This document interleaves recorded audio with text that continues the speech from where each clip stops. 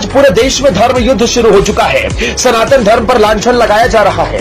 लोग राजनीतिक रोटियां सेक रहे हैं और अपने ही धर्म को कोस रहे हैं, लेकिन ऐसा कोई नहीं जो अपने धर्म को बचा सके। भगवान राम के नाम पर जो वोट मांगते हैं, वही अब भगवान राम, भगवान कृष्ण और हनुमान जी हमारे पूजनीय हैं, उन पर जहर उगल रहे हैं। ऐसे में भगवाधारी बाबा भोले के पुजारी श्री राम और हनुमान के परम भक्त अपने धर्म पर लग रहे लांछन को रोकने के लिए तमाम नास्तिकों के सामने एक ढाल बन अपने धर्म के खिलाफ बोलने वालों के सामने खड़े हो गए हैं और देश की पवित्रता को लौटाने की मुहिम छेड़ दी है। देश में दुनिया के कई हिस्सों से लोग आते हैं और सनातन धर्म पर अपना विश्वास जताते हैं, लेकिन लोगों की आस्था से, उनके विश्वास से इन दिनों जमकर खिलवाड़ हो रहा है और अपने ही धर्म को अपवित्र करने की साजिश रची जा रही है। लेकिन कहते हैं ना कि गलत का समर्थन करना भी उतना ही गुनाह माना जाता है जितना गलत करना।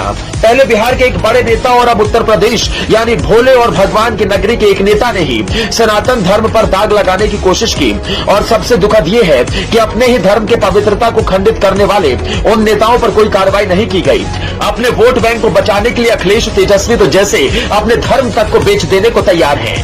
ये पहलू जब सामने आया तो देश के बड़े को चोट पहुंची। वो तबका जिसका बच्चा बच्चा अपने ईश्वर को पूजता है, अपने धर्म ग्रंथों का सम्मान करता है, उसके बताए गए राह पर चलने की कोशिश करता है, लेकिन किसी नेता ने उसे बचाने की जहमत नहीं उठाई। उस वक्त जब धर्म पर युद्ध चल रहा था सभी खामोश रहे, लेकिन यहाँ वो नेता खामोश नहीं रहा जिसका भगवान ही सनातन है, जिसका मकसद है सनातन धर्म की सभ्यता, उसकी पवित्रता को बरकरार रखना।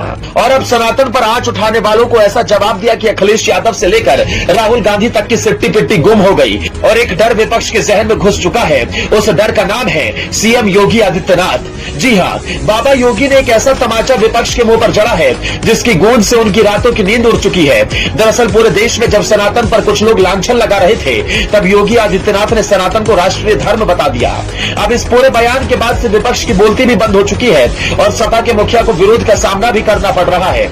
इसकी वजह सपा नेता स्वामी प्रसाद मौर्य का बयान है जिसमें उन्होंने रामचरितमानस को बैन करने की मांग की थी, लेकिन अखिलेश यादव के कान में जू तक नहीं रेंगी। वो खामोश रहे, लेकिन शायद अखिलेश ये नहीं जानते कि उनकी ये खामोशी उनके लिए काल बन सकती है और मुख्यमंत्री योगी आदित्यनाथ का बयान उनके लिए एक बार फिर से वरदान साबित होने वाला है।